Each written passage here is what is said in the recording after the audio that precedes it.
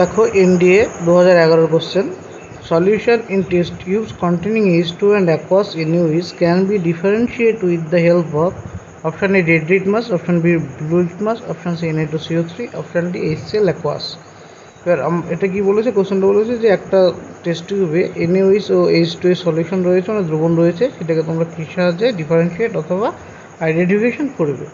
আমরা জানি কি NaOH ক্ষারীয়, তাই red litmus paper blue litmus পেপারে চেঞ্জ হয়ে যায়। আর অপশানে ব্লু লিটমাস পেপারে কোনো চেঞ্জ হয় না। Na2CO3 NaOH এর সাথে কোনো বিক্রিয়া করে না।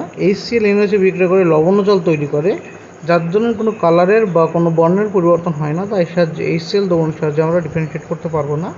আমাদের এখানে option A red litmus paper দিয়েই NaOH সলিউশনকে ডিফারেন্সিয়েট বা আইডেন্টিফাই করতে পারি।